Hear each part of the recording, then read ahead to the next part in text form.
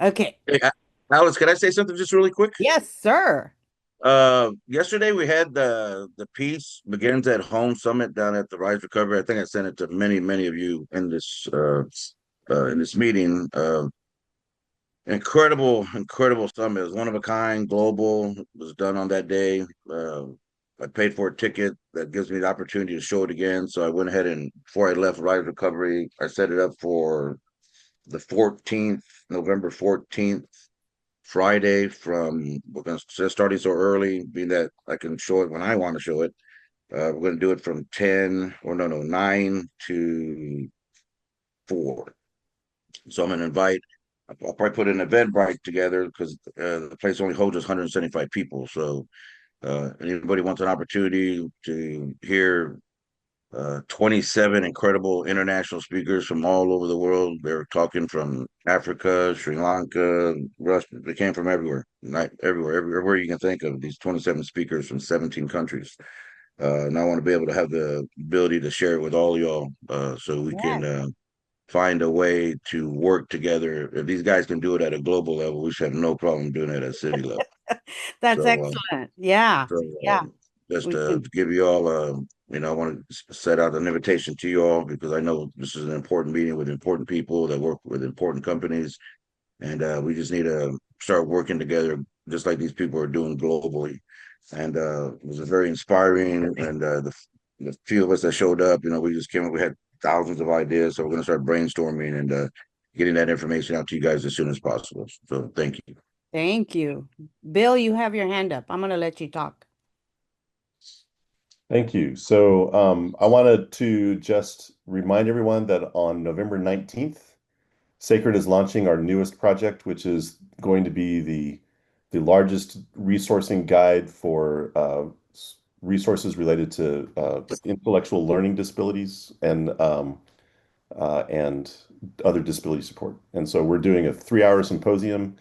There's going to be coffee from the Coffee Cart. There's going to be from which is a great little company, and it's going to be uh, lunch. Everybody gets lunch. So come for lunch. If you come for no other reason, come for lunch, right? And there's going to be 3 great presentations. We're going to talk about the portal and the work that was done around this disability support program. And then we're going to have a whole panel on caregiving for individuals with disabilities and a panel on creating accessible spaces in your space. So if you're running an organization or a program and you have people on your staff and you are encountering, maybe you're not in the disability support space, but you are having people in your organization that have disabilities, then we're going to talk about ways that you can make sure that you're building an inviting space and that your staff is aware of the ways to be accommodating. And so it's going to be a great event. I'll put the link in registration. It's going to be at the MAC, November 19th. Starts doors open at 9 and we're leaving at 1:30. So I'll put the registration link in the chat. Yes, please join us.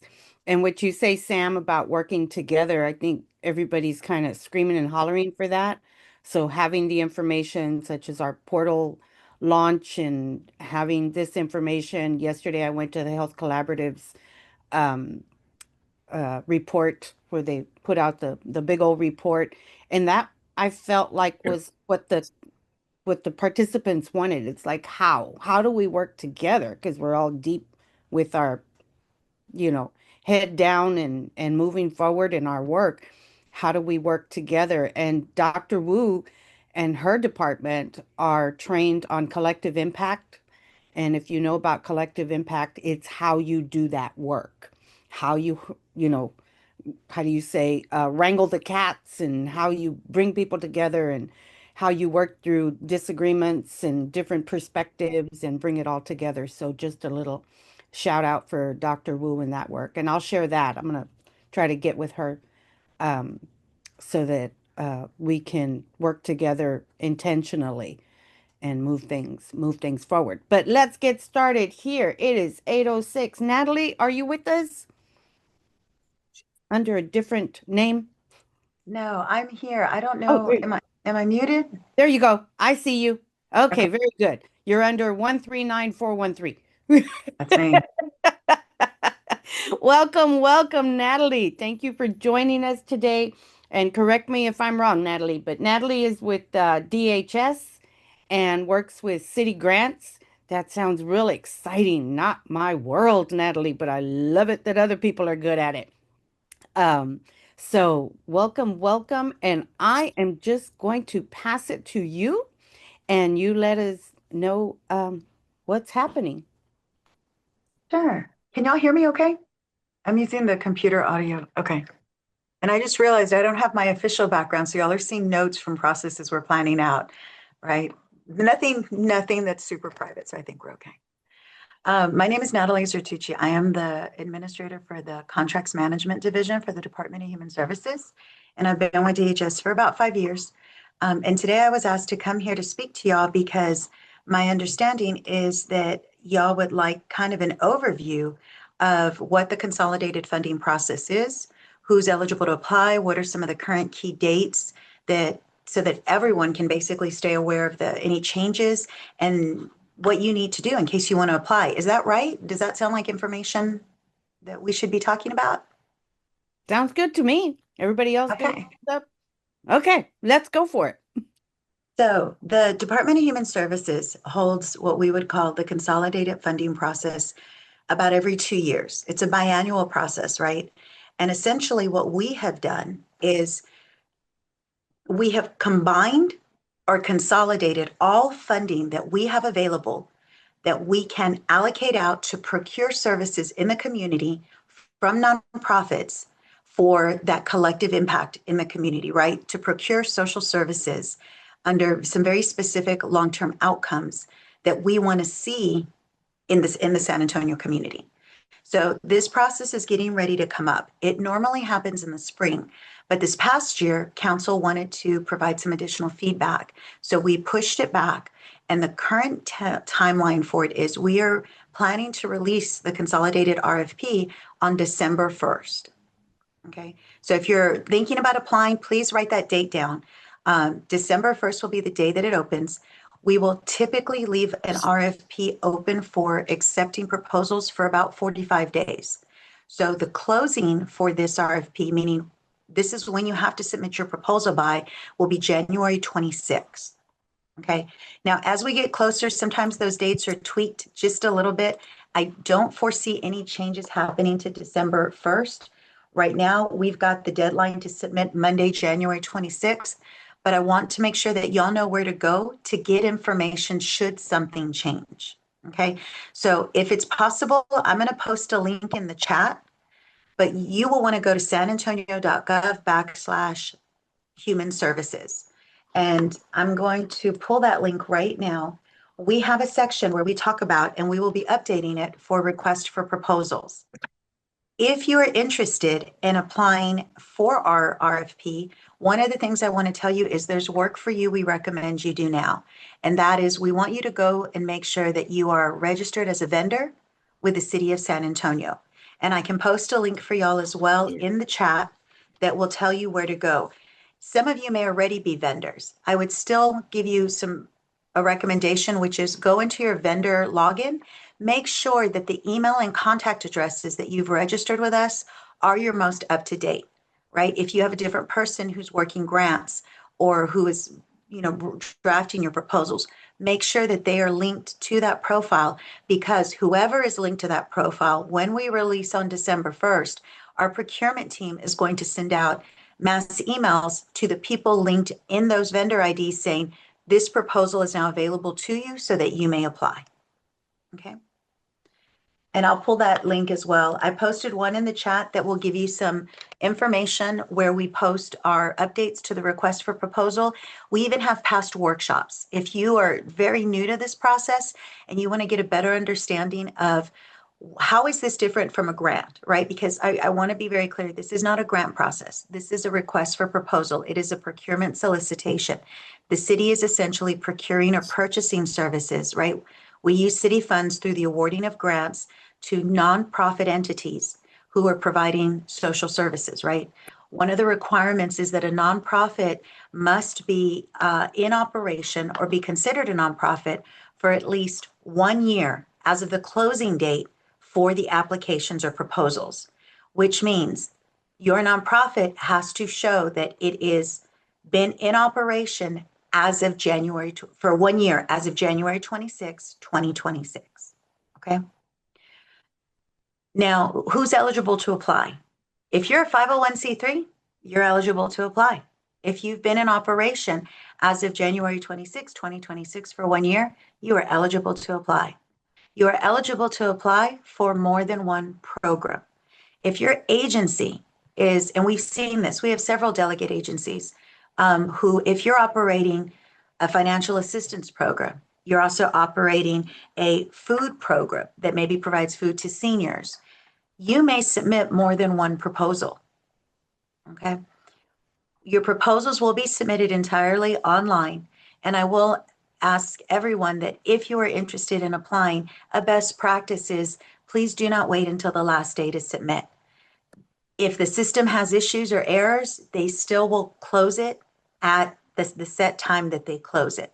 So I recommend to all of our partners, please submit at least 2 or 3 days before, and then go in and just make sure that it's fully submitted. Okay.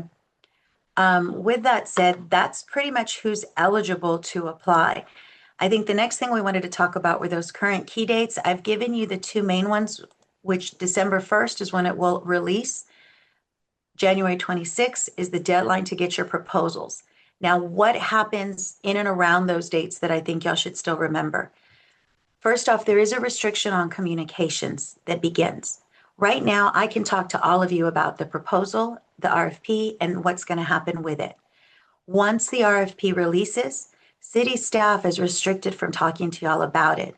And that's just, we do that to make sure that no one is privy to more information that someone else is not, in the pursuit of making sure that everyone has a fair and equitable opportunity to apply for the funding. Okay. Things that will happen before December 1st. In November, DHS will be doing community engagement and outreach.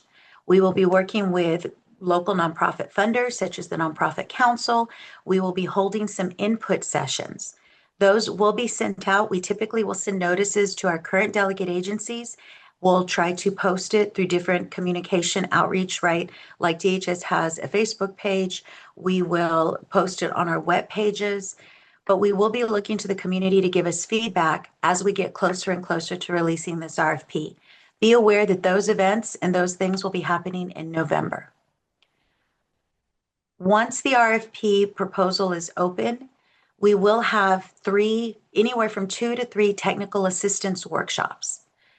If you are keeping up with our announcements and if you use the webpage that I've sent you, we will include both on that webpage and in the RFP, because when you log in, you will download all of the instructions to submit a proposal. We will include 3 technical assistance workshops where we're going to guide you through the RFP process. If you've never been through it, we're going to have a session that just says, what is the RFP? And let us walk you through how does this look a little bit different from a grant application, and walk you through what those attachments are. We will have a session that talks solely about performance measures to help you figure out what are the best ones to pick for you, and what, if you are selected for funding, what does that mean as you move forward as a nonprofit partner with us. Okay, those are key dates that you want to remember. We will also have something, our procurement team will lead what we call like a pre-submittal conference, where we recommend y'all come. You're not required to, but if you have any additional questions about the process, we'll go through it at that time. And then we will, right before the RFP closes, a couple of weeks before, we'll release an addendum where questions that we've received, we will answer and make available to everyone who is interested in this RFP, so that you can incorporate those responses into how you shape your proposal. Once the RFP closes, then the evaluation process begins. That process will last until we get to probably about April. Okay. If y'all are curious to know how proposals are evaluated, we do form various panels. They are made up of community members. They can be local nonprofit leaders. They will be key stakeholders, people with lived experience, right? We want people who are formerly homeless giving us feedback and evaluating proposals about services that will be targeted for the homeless, because they bring a perspective that is unique as someone who's once received those services. Those panels will review your proposals and they will score them based on criteria that we've given you in the RFP. So you will know the criteria by which we're going to evaluate your proposal when you first download that RFP on December 1st. We're going to tell you, these are how we allocate points. This is what we're looking for, okay? Once all of those scores are compiled, we will, internally, the department leadership basically will go through. Those are all scored accordingly. And funding is allocated based on the top performers, right? Whoever scores the highest, where we're typically going to see is they're going to pull from those higher scores, right? That's why we score them. That's the whole intent of the process. Then those recommendations will be taken to council. And I think we're planning, let me look at my calendar really quickly. We are planning for an early May where we will propose. And around that time, if you are selected and proposed for funding, we will send you a notice saying that we are proposing you for funding so that you can be a part of those council sessions. Once council adopts and they can make changes, then we will know that in May, and these contracts will start in June. Okay, that's when if you are selected for funding, that's when you become and you get to say, yes, I'm a delegate agency of the city of San Antonio, because you're operating as our delegate by providing services. Now, if you want to have a better understanding of what kind of programs are we looking for, right? How is this funding determined? I can talk to you a little bit about that. The Department of Human Services has designated what we call long-term outcomes that we want to see in the community. These basically focus on 4 areas, okay? That one, children and youth are safe, healthy, resilient, and ready to succeed in school and life. We are looking to see that individuals and families are financially secure and in stable housing. We want to know that homelessness is rare, brief, and non-recurring, right? And what we want to also make sure that the community is doing is that our older adults are healthy, engaged, and independent. Those are long-term outcomes that the Department of Human Services is committed to seeing for the community of San Antonio. Under each of those, we have what we call funding priorities. So, for example, under individuals and families being financially secure, we have a funding priority that is related to domestic violence prevention. If you have a program, when you draft your RFP, you're going to look at your program and you're going to determine which strategy does your program make a contribution to.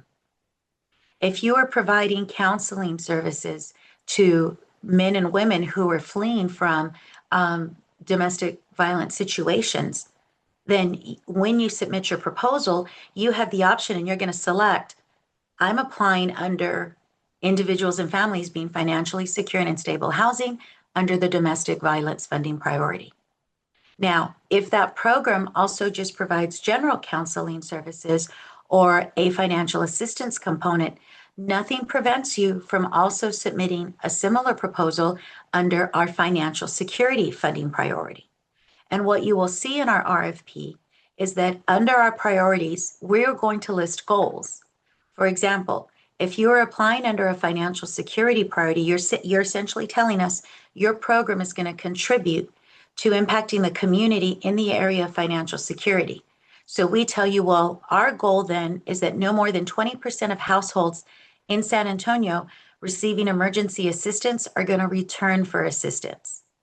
So one way that you may demonstrate that is perhaps in your proposal, you're going to explain how, as part of providing emergency financial assistance, you also provide wraparound services for budgeting, right? In other words, you're helping them get through the tough situation they're in, but you're also giving them enough guidance to move them forward. Those are things you can incorporate into your proposals as part of the persuasiveness of why would we fund your program, right? Those are things, and all of this information is going to be available to you in our RFP, okay? We will list each funding priority. We will give you the option to select which one you're applying under. We will list when you apply under this priority, what is it that we're looking for? So we will give you guidance. Additionally, if you go to our website, the one that I've posted, I recommend that you take a look at there's a tab there that talks about reporting. We report on all agencies that have been funded by us. We have a duty to the community to show the impact of your work. So we make public all of the performance measures. If you want to do research and see what are prior funded programs, right, you can go and that's available to you online. I think that pretty much covers the key information that I wanted to go over. Let me look back at my agenda, which is what Consolidated is intended for, right? We've talked about that. It's intended to impact the San Antonio community, to impact the residents within each of our council districts. Those who are eligible to apply are any organization that's got a 501c3 status who's been in operation for at least 1 year as of the time those applications close.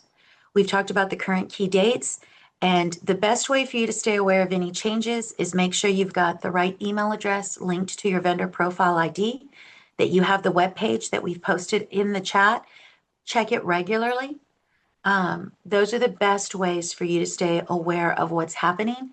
And of course, you can always go to the DHS website, or you can call the contracts division. Up until December 1st, we're happy to talk to you. Excellent. Thank you, Natalie. And I always take privilege since I'm the facilitator. I get to ask the first question. My question is because when you talked about financial security, you help a family, they become stable or more stable, and they're able to, budget and do all of those wonderful things. But within the grant process, of course, there's all the reporting and those kinds of great things. Is there a way or a process? And I know I'm using all the wrong language, but you're going to understand what I'm asking anyway. Is there a way while reporting that the organization can report that because of state or national changes that are happening, that worked against their, I guess, goals for a particular client or for a particular group of clients, that it's just like, wow, because this happened, now they're not as stable as they were, you know, in the recent past. Is there a way to work? I guess I'm asking if my organization, my program didn't work the way I planned, there were outside factors, how do I report that? So the great thing about our monitoring process is there's benefits and minuses, right? A lot of our agencies do. We have one thing I will tell you that differs between city and grant funding is the city does have more reporting requirements. And I like to be very transparent about that because when you are looking at what you are proposing, I can see a question about, like in the chat, about parameters around amount requested. Let me tie this in because I think it fits into the question, Alice, you just asked. Please remember, when you are proposing your program, read through the budget section. We do allow a certain percentage for admin costs.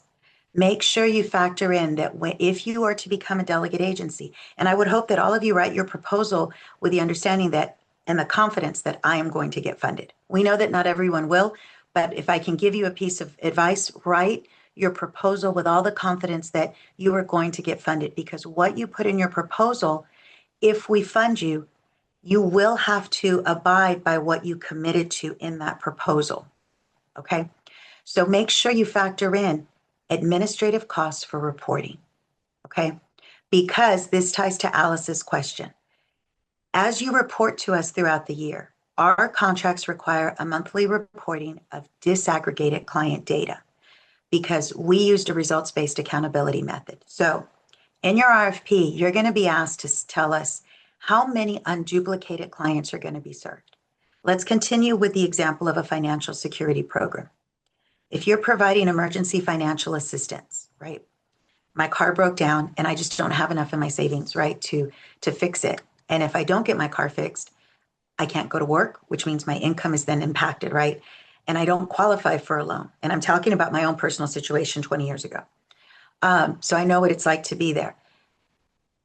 I can go to one of these programs and they say, you know what, we're going to qualify you for short-term emergency assistance.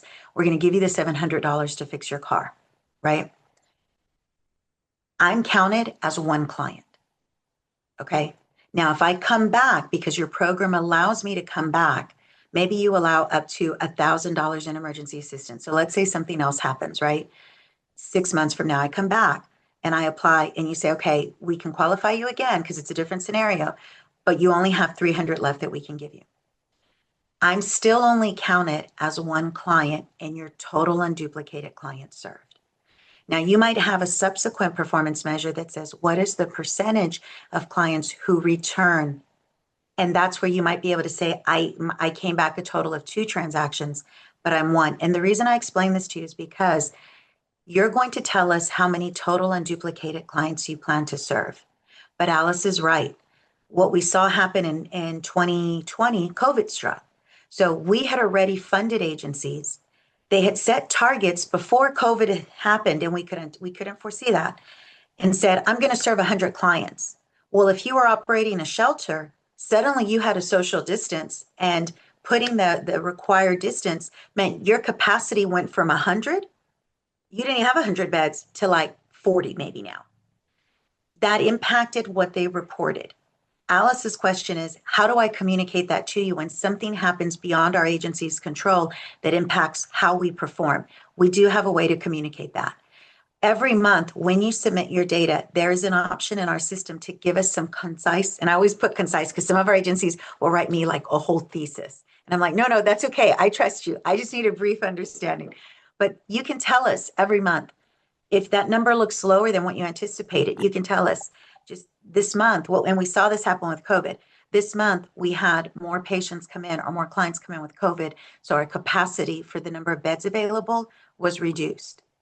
That's the best way for y'all to keep that dialogue. One of the things that DHS tries very much to do in monitoring contracts is we have a system in place where we want to be kept aware of what's happening. For those situations, like Alice said, where something has happened beyond your control.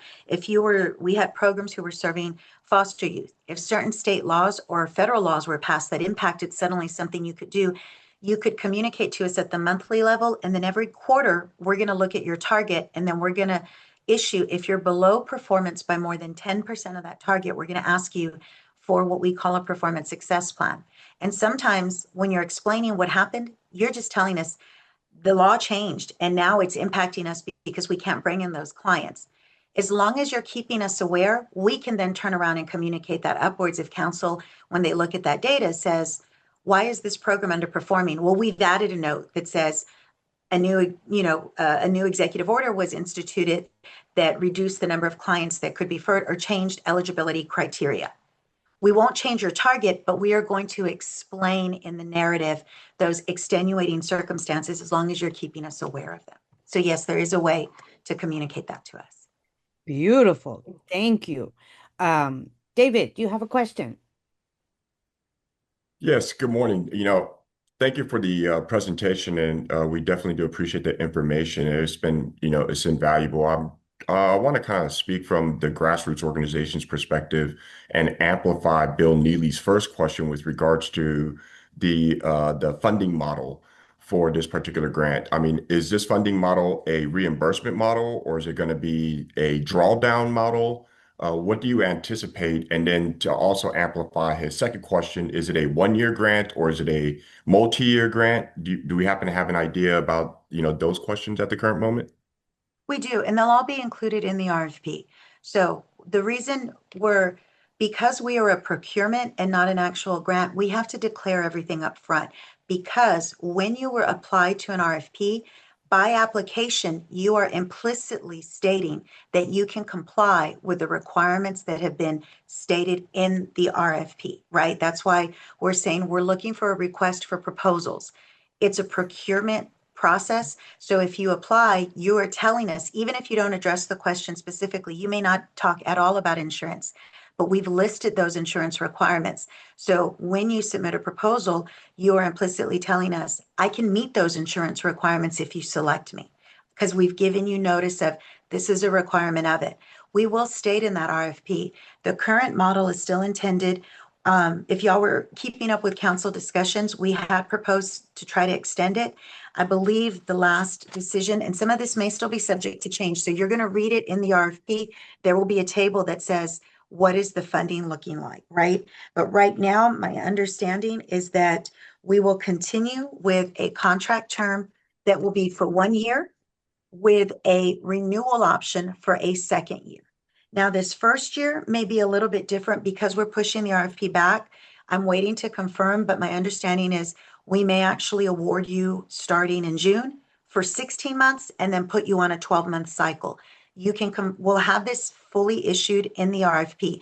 In other words, once we state something in the RFP, unless we change it in the addendum, we cannot make a change, right? That's what we've put in there, and we have to comply with it. Right now, though, that would be a monthly cost reimbursement, meaning if we give you $100,000, every month you're going to submit an invoice to us. You're going to tell us, against my budget, I charged 40,000 to salaries this month, 10,000 to supplies. We will reimburse you. We are required to pay you within 30 days of submission of that invoice.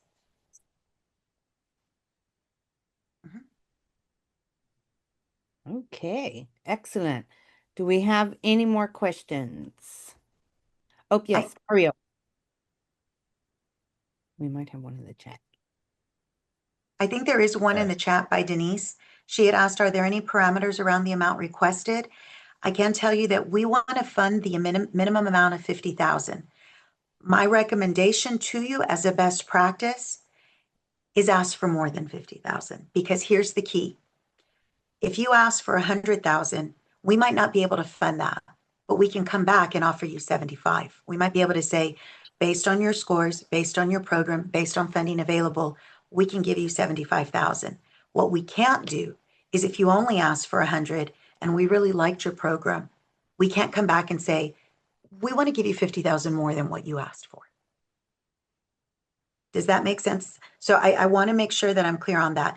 It's just a best practice recommendation, but if you can run your program at a capacity that you could actually serve, say 150 clients over a year at 150,000, please don't feel like I can't ask for that because it's too much.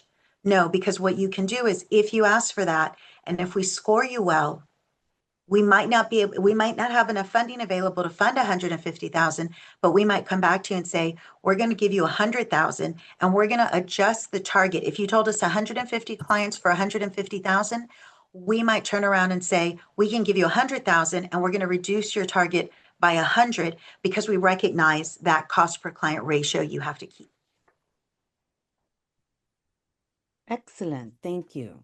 Okay, do we have any other questions? I was just going to make a comment. This is Mario, San Antonio Food Bank Government Relations. Good to see everyone. And Natalie, thank you for the presentation. And just really comments on behalf of the San Antonio Food Bank. Just thank you to DHS and the city of San Antonio for all the support you give to us to help seniors and our strategies at Haven for Hope in the Kitchen. But also just helping nonprofits with a lot of vital and critical programs that help vulnerable populations. And I think now more than ever, it's critical for the support that you provide. So DHS, we couldn't do what we do without you. And so Melody Woolsey, Jessica, your whole team, Natalie, just golden. So thank you. Thank you, Mario. Ditto from everyone. Okay, was there anything in the chat? I'm no good at looking at that. Go ahead. I've got one more, Alice, if you want to. Yes. Let me in. So, yeah, I'll echo what Mario said. You guys do great work, and we're always happy to have you around. My question is really about the communications blackout. And so one, the longer council terms, I think, are helping with that a little bit, right? Because you can't talk to anybody during the election and all that. And so, but can you talk a little bit about what exactly constitutes a prohibited communication? Like, I want to have conversations with my council member or with all the council members regularly. And so, to talk about what we're doing and to make sure that they know about what we're doing in the community and how we can help them. And as well as I'm working on other city projects. And so can you talk about exactly what is prohibited communication? And then also as nonprofits, we have board members who are sometimes politically active and they make contributions and they may not be aware of blackout periods, even if we tell them. They might not be, they don't study the communications prohibitions like the rest of us do. So can you talk about what constitutes prohibited communications during this blackout period? Sure. And so one of the things I do want to, the restriction, there's two major restrictions, and they're so major that they're on the first page of the RFP when y'all download it. Okay. The first one is what we call prohibited campaign contributions. So there is a notice regarding prohibition on campaign or office holder contributions for individuals and entities who seek high profile contracts. This is part of our municipal campaign finance code. And what this talks to is that there are certain people who are going to be prohibited from making a campaign or office holder contribution to any member of council, a candidate for council, or a political action committee that contributes to council elections beginning, and I'm using the last RFP as reference, so this was from 23. There may have been tweaks. So again, I want to put the caveat, make sure you read the RFP when we release it on December 1st, because that one will have been approved by our procurement team, who have checked this against any revisions or changes to the municipal campaign finance code, as well as to the city code, which governs restrictions on communications. But typically what we saw with our last RFP is you cannot have the person, if there's an individual seeking a high profile contract, if it's an agency, then it can't be any owner, officer, like an executive committee member. Now that does exclude board officers and executive committee members of 501c3s, right? And so you'll be able to read that in more detail, but the legal signatory of the contract, these are all, we list out about 6 people, right, who cannot make contributions starting around the 10th business day after the contract solicitation's been released through the 30th calendar day following approval by council. We will outline that for you very clearly on the first page of the RFP. The second one is the one that Bill's talking about more specifically, which is the restriction on communications. So this is tied to the city code, right? And this restriction is saying that respondents, which would be our agencies, right? Anybody who responds to a procurement and meaning applies. And I just want to explain those key words because I hear a lot that city language is hard for people to decipher if you're not part of it. Respondents are prohibited from contacting city officials, right? And we even give a definition of who those city officials are regarding the RFP or the proposal. So if you're going to talk to a council member about something, once this proposal is, I think from us, it's going to be from, let me look real quick. I think what we've proposed, one second. We used to say it was from the date that the proposal released, but I think now we've limited for the city council members until the day it closes.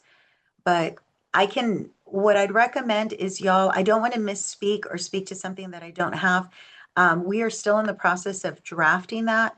What I will tell you is to get that exact date, read the first page of the RFP on December 1st when it releases. We will state when that date becomes effective. But the restriction itself is regarding the RFP or your proposal. So if you're not talking about the RFP or the proposal, you should be okay. What we're saying the restriction on communications applies to is talking about the program that you're proposing for funding, the proposal itself, right? Like, oh, I've submitted this proposal, or from talking about the RFP in and of itself, because it's already in session, right? It's already been released. And then of course, you cannot, like if I were to bump into you, I cannot answer questions about the RFP or your proposal because I'm a city employee from the time the RFP has been released. So that would be December 1st. I can't talk to you about it until the contract is actually approved at City Council Session A. Thank you for that. So is it wise to, if I'm going to have a conversation with the city council person or city staff, because I deal with a lot of city people in our work, should I disclose up front that I'm in this process and say I just want to be clear that I can't talk about any of this and let's be careful not to veer into any of that? Or should I just is it like a disclaimer up front? I mean that right. What might help me to not cross the lines?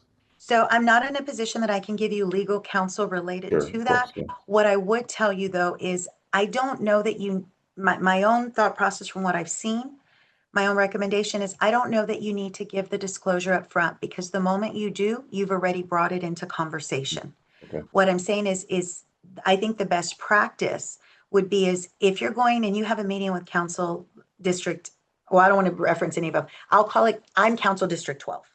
or no, wait, we have 10? Yeah, I'm going to make up my own. I'm Council District 12.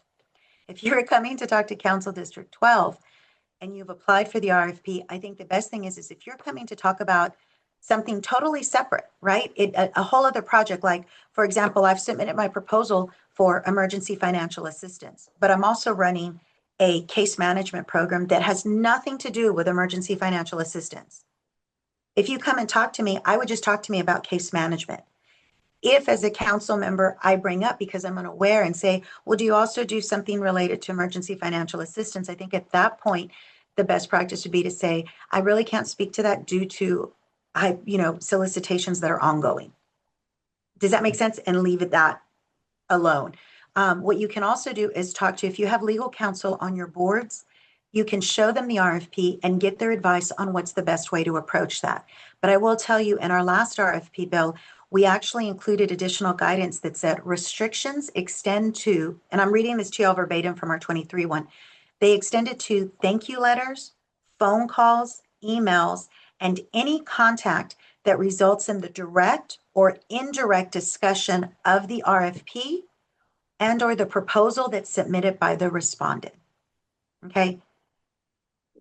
So what I also recommend is we are going to have that pre-submittal conference. Our procurement team will be there. I think we have a tentative date in the calendar and we will list it in the RFP.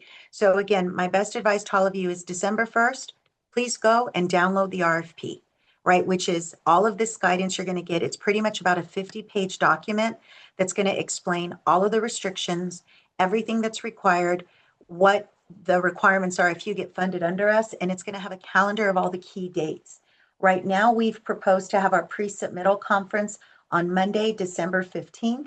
That's subject to procurement approving that, but come to that pre-submittal conference because our procurement team will probably be a little bit more better equipped to answer more specific questions of what kind of contact you can have with them. Excellent. Thank you. Thank you. Is there some place where people can go and ask questions after this meeting? Is that also in the RFP and all of that? Actually, I don't have what I can do for y'all is I'm going to post an email address in the chat. This is our DHS contracts, because right now what I don't have, Alice, is if you're asking for like, can you submit questions now? I don't have anything like that, but I can give you my team's email address. You can email us, and all I would ask is when you send your email, and I'll put this in the chat, in the subject line, just put consolidated funding, because then I can immediately identify it. Okay. Because I won't have a question until 2 o'clock in the morning. I need someplace to send it. Yeah, first thing in the morning for me is always when my mind is like, Yeah. Yep. The later the day gets, the more not enough coffee to drink. No, I completely understand. It's kind of like when you interview for jobs. You yeah. remember everything great you did the moment you leave the room. Yeah. So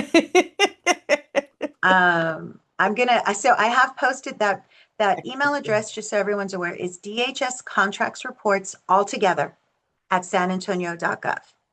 And again, if you will just post, if you can just include in the subject line that you are talking about consolidated funding, because I can have my team elevate any of those questions so we get y'all timely responses. So that way we can get you answers before any type of restriction on communications. And I've reposted our webpage as well. And one thing I want to clarify is there is no restriction on the number of proposals that can be submitted for the RFP. We do require that agencies submit one proposal per program, but I want to clarify something that I've seen come up. If your program, if you're in a smaller agency, earlier there was a question about grassroots agencies, right? Some of our really grassroots agencies, or some of our smaller agencies, even some of our bigger agencies, sometimes they have a very holistic or comprehensive approach. That may be what you consider your singular program, and you could submit one proposal under one funding priority for that program. You could also say, well, this program contributes to both domestic violence and to financial security. If that's the case, you could submit that same proposal twice. On the first one, you would select, I want it considered under domestic violence. And then on your second proposal, the only real difference might be is you're going to select, I want this one considered under emergency financial assistance, right? You may also opt to look at your programs and say, I'm going to draw a line and I'm going to kind of niche out. I'm going to submit a proposal just for my emergency financial assistance component, and I'm going to put that under when I apply for the funding priority emergency financial assistance.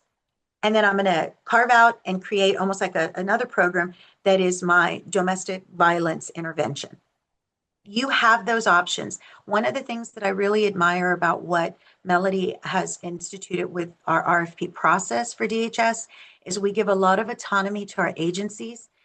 Tell us what you are doing. Tell us how you see it.